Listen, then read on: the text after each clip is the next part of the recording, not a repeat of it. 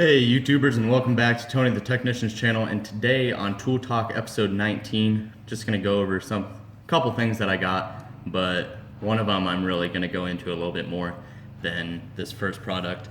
I decided to pick up some extractor bit set. It's made by Nyko. A lot of different companies make them. This actually had a lot of good reviews, so I got it, and I thought they were the left-hand drill bits, and they are not.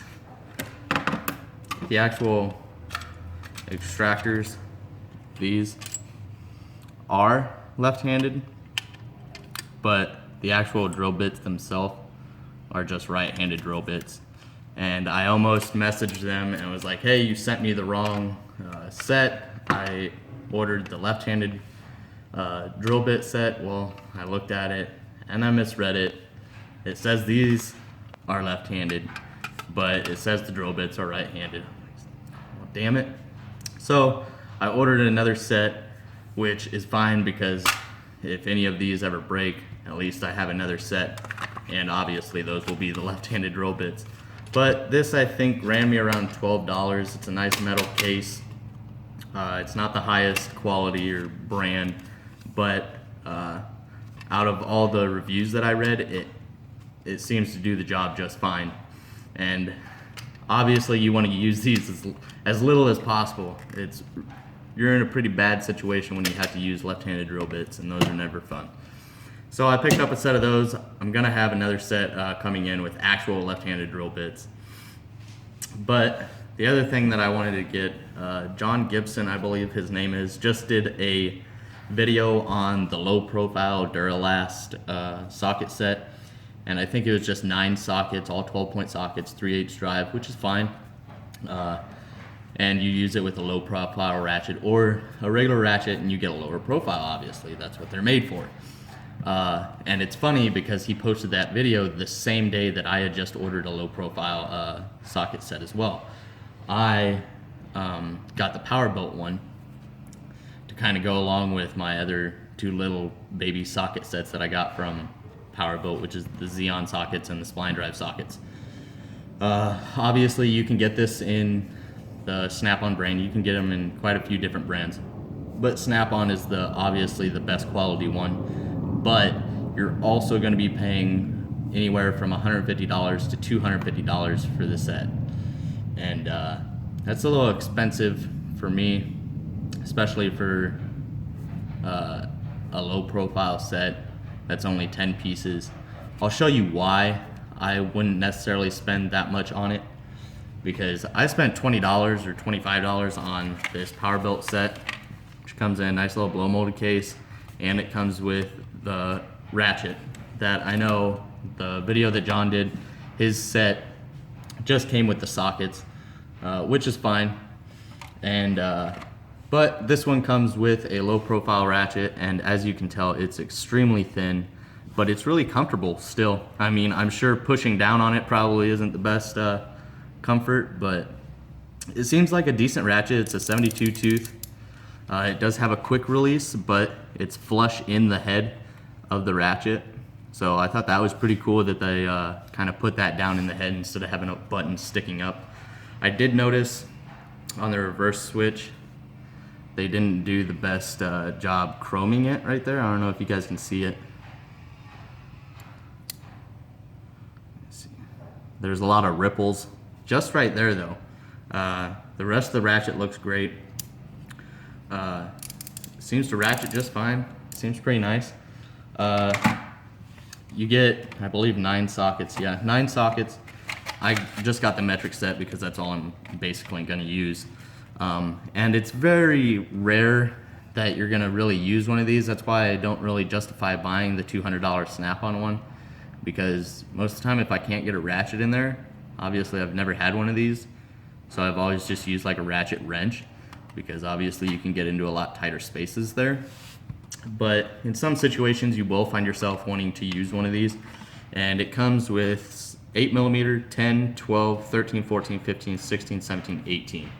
So it's a pretty good variety of sockets, especially for like $25, lifetime warranty.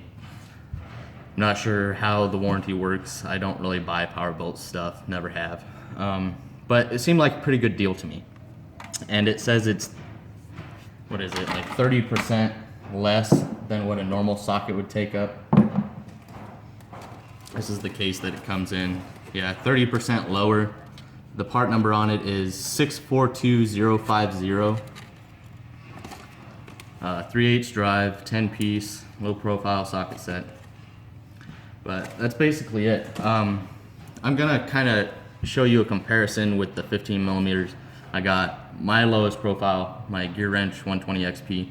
I compared it to my Snap-on Ratchet and my other Gear Wrench ratchets.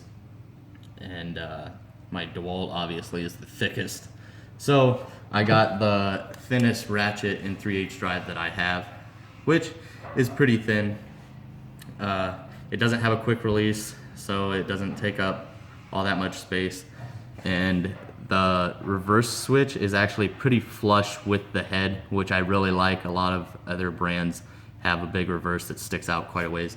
So that's why I chose this ratchet. And I have my DeWalt 15 millimeter socket. And I will compare it to the 15 millimeter here. One thing I did notice with this is if you look at that reverse switch, it's all the way out. Push it in, put the socket on. It doesn't actually lock the socket in, but the socket's on there pretty good, so it's not that big of a deal to me, especially if you're in a low place. You're probably going to be pretty close, you know, here, so you really don't have to worry about your socket coming off. Plus, it holds on to it pretty damn well. And even though it doesn't fully lock it in, it still does make it a lot easier to remove the socket when you do push it in all the way. So it semi-locks. It's not a big deal to me because a lot of my ratchets I don't have the quick release anyways. But let me kind of show you the ratchets next to each other. Okay, so here they are next to each other. Here's my Gear Wrench 120 XP with the DeWalt 15 millimeter. And the 15 millimeter in the power belt. So you do save yourself quite a bit of space with the low profile ratchet, which is pretty nice. But there's something else that I want to go over. So even though this low profile ratchet does sit quite a bit lower than this regular ratchet and socket, the other thing I want to get into is, obviously I stated before that a ratcheting wrench would work in most situations anyways instead of using a low profile set, but I couldn't pass up this opportunity just to try a low profile set out. Another thing I have, and here at home I just have the Pittsburgh version, but for my work box I actually just ordered the Gear Wrench version, and that is the pass-through socket set, which not only is that good for if you have a long stud and you got to get to a nut or a fastener that's down deep and you don't have a deep well socket isn't deep enough, pass-through socket set always works great because you get the feature of pass-through. But another thing is, granted, this ratchet, it's also 72 tooth. It is a little bit thicker, but with pass-through socket sets, that seems like a pretty big socket, but half of it goes into the ratchet.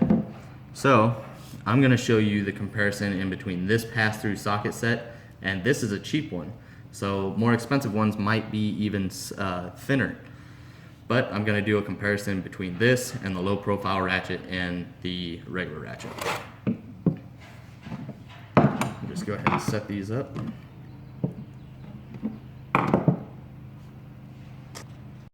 So keep in mind that these are all 3/8 drive, or except for the pass-through socket set, obviously. But basically all the same size, and they're all 15 millimeter. Now take a look.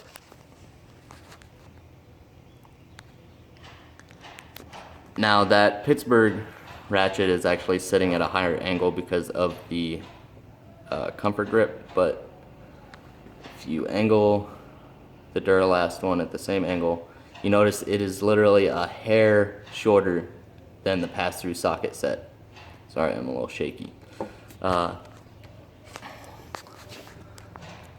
And at this angle, the Pittsburgh actually sits lower, but once again, the handle's sitting lower. So if I even this out, they're basically the exact same height. And this is a cheaper brand of pass-through socket set. So before you go purchasing anything, let me go ahead and switch this around.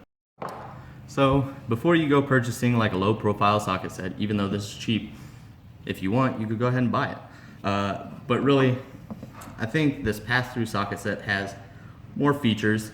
It's the same low profile as the low profile Ratchet, but you also get the feature of the pass-through, and it's also reversible. But I like to have a variety of tools, and we'll see if this actually, the low profile does come in handy. I know a lot of people have a lot of good things to say about them, even though you don't use them all that often. I just kind of wanted to show you guys what my opinion was. Is a low profile Ratchet really necessary?